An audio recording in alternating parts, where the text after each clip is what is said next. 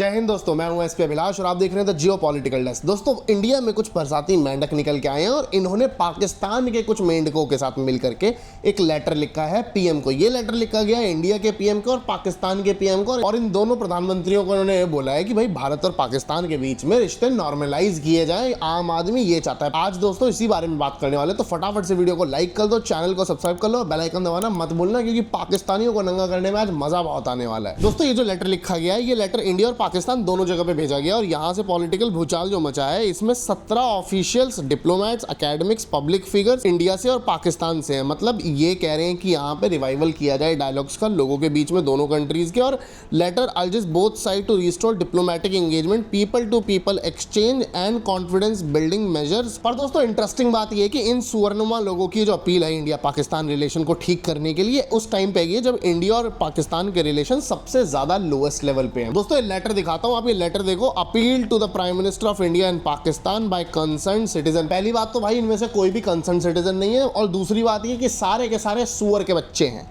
सुअर के बच्चे, मैं बहुत क्लियरली बोल रहा हूँ। और भाई किसी को बुरा लग रहा हो तो लगता रहे, और भाई प्लीज हेडफोन लगा लेना। आज की वीडियो में थोड़ा बहुत ऊपर नीचे हो सकती है बोलचाल, तो समझ लो दोस्तों। मैं बताता हूँ, ये कह रहे हैं कि इमीडिएट डिप्लोमेटिक मेजर्स यूज किए जाए। दोस्तों, मैं पाकिस्तानियों की बात नहीं करूंगा, लेकिन इंडिया के अंदर ये कुकुरमुत्ते की तरह जो पैदा होकर के आए हैं, इनके नाम है सबसे पहले नंबर पे इसमें वो इंसान जिसको जाना जाता है इंडिया के साथ दगाबाजी करने में सबसे ज्यादा नंबर 1 पे, और हमेशा इसका दिल भाई पाकिस्तान के लिए धड़कता है। बेसिकली इसका दिल धड़कता है पैसों के लिए। इंडिया के अंदर Abdullah family one of the richest families में से एक है। अगर किसी को नहीं पता हो तो मैं ये चीज़ बता देता हूँ, आप जाकर के रिसर्च कर सकते हो, पता लग जाएगा आपको। और ये केवल और केवल पावर का गेम कर रहे हैं, और यहाँ पे महबूबा मुफ्ती का भी नाम है और बहुत सारे इस तरीके से टोटल 61 धोखेबाज लोग हैं। इन लोगों की शक्ल याद रख लो और इन लोगों के नाम याद रख लेना। मैं आप लोगों को फोटो और दिखा देता हूँ, अगर किसी को देखना हो कि ये जाहिल लोग दिखते कैसे हैं, तो भाई ये ऐसे दिखते हैं। ये मेजर समर टूर की फोटोग्राफ है भाई, मैं इसको यूज़ कर रहा हूँ यहाँ पे। ये देखो, ये सारे के सारे वही लोग हैं।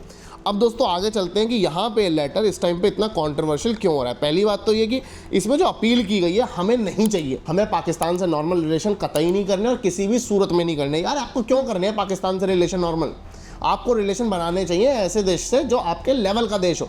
पाकिस्तान ना तो आपके लेवल का देश है और ना वो कभी आपके लेवल पे पहुंच सकता है। हाँ, अगर आप उसके लेवल पे पहुंच गए तो भाई बहुत बुरा हो जाएगा आपका देश। सिंपल सी बात ये है। और ये कौन जाहिल है जिनका दिल अभी भी पाकिस्तान के लिए धड़क रहा है? ये चाहते क्या है? पाकिस्तान से नॉर्मल करके तुम रिश्ता कर क्या लोगे? क्या कर लोगे तुम? उनकी बहू बेटियां ब्याह करके लेके आओगे, अपनी बहू बेटियां वहां भी आओगे, वहां पे जा करके क्या करोगे? मतलब मैं एक तरीके से बोल सकता हूँ कि वो गद्दार इंसान जिसको भारत में रहता है जो, और उसको पाकिस्तान के लिए ज्यादा ही इश्क के चुनचुने काट रहे हैं। भाई तू पाकिस्तान चला जाना, वहां रहने लग। यहाँ के सुअरों की तरह पीपल टू पीपल डायलॉग कर रहा है, वहां जाओ, उनके साथ उन्हीं की कीचड़ में लौट और वहीं पे लैट्रीन के अंदर गोते लगा सीधा, जैसे पाकिस्तानी रोज लगाते हैं अपने सुअरों की तरह। और इन लोगों को शर्म नहीं आती। मतलब पहलगाम का अटैक हुआ, पहलगाम के अटैक के बाद से उन्होंने भाई उनकी तरफ से आतंकवादी आते हैं, इतने अटैक किए उन्होंने। आप मुंबई से ले लो और मुंबई से लेकर के आप पुरी तक चले जाओ, फिर पहलगाम तक कितने अटैक करें। 2014 के बाद जब अटैक्स की संख्या बहुत ज्यादा कम हो गई है, मतलब कॉमन मैन पे जितने अटैक हुए कंपैरेटिवली 2014 से पहले, उसके बाद लिटरली कुछ भी नहीं है, निग्लेजेबल है एक तरीके से। पहले से तो क्या ही कोहराम मचा रखा था इन्होंने। शर्म आनी चाहिए यार आप लोगों को बोलते हुए कि आप पाकिस्तान से नॉर्मलाइजेशन करना चाहते हो। नहीं चाहिए भाई, पाकिस्तान से एक धेले का नॉर्मलाइजेशन नहीं चाहिए। पाकिस्तानी अगर दिख जाए तो उसकी तरफ शक्ल उठा करके भी मत देखो, मुंह कहीं और फेर के निकल जाओ। इस तरीके का एटीट्यूड डेवलप करना है इंडिया को अपना। अब भाई कुकुरमुत्तों की तरह निकल के आए हैं तो इसमें दो फाट तो पड़ेंगे। तो इंटरनेट पे वही हो रहा है, एक कुछ क्रिटिक्स आ गए और कुछ इनके सपोर्टर्स भी आ गए। क्रिटिक्स कह रहे हैं कि भाई कैसे डायलॉग हो जाएगा, एग्जैक्टली वही सारी बातें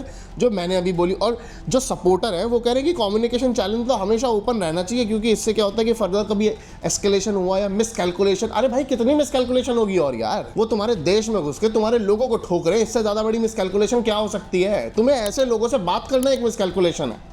शर्म आनी चाहिए ऐसे लोगों को। फारूक अब्दुल्ला, महबूबा मुफ्ती जैसे जाहिलों को शर्म आनी चाहिए कि एडवोकेसी कर रहे हैं इस चीज की। इंडिया में रह के कोई भी इंसान, खासकर इस टाइम पे पाकिस्तान से बात करने के लिए भी बोलता ना कि फोन उठा करके बात कर लो, उसे शर्म आ जानी चाहिए। उसके 4 झापड़ मार के जेल में डाल देना चाहिए उसे। यहाँ पे आप यार बात करके करोगे क्या? बल्कि आप अपने देश को ताक पे लगा रहे हो एक तरीके से। आपने यार ग्लोबल टेररिज्म में काउंटर टेररिज्म के जितने भी ऑपरेशंस करे हैं, उससे आपकी क्रेडिबिलिटी बन गई है पूरे वर्ल्ड के अंदर। वहीं पे आपकी नेशनल सिक्योरिटी के लिए बहुत ज्यादा जरूरी है कि पाकिस्तान को फंदे में कैसे रखो। उसके अलावा भाई एक चीज समझ लो, इंडिया पाकिस्तान के रिलेशन स्टेबलाइज हो या ना हो, पर इंडिया का स्टेबलाइज होना तभी हो सकता है जब पाकिस्तान अनस्टेबलाइज रहेगा। आप ये बात क्लियर दिमाग में डाल लो, और आपके मन के अंदर अगर कोई भी सेकंड थॉट है तो भाई एक चीज मैं क्लियर बता देता हूं, पाकिस्तान कभी नहीं सुधरने वाला। क्योंकि पाकिस्तान को पता है कि उनके बस की कुछ नहीं है। उनके बस की केवल एक ही चीज़ है कि इंडिया को परेशान करते रहें, और ये परेशान केवल अपनी वजह से नहीं करते हैं कि इनके अंदर जिहाद का कीड़ा है, ये इसलिए कर रहे हैं। नहीं भाई, ऐसा कुछ नहीं है, इनके अंदर और भी बहुत सारे कीड़े हैं। पहली बात तो ये कि इंडिया को आगे ना बढ़ने देने के लिए बहुत सारी कंट्रीज इंडिया के पीछे लगी हुई हैं, और वो पाकिस्तान जैसी कंट्रीज का यूज करती है। और पाकिस्तान क्या है?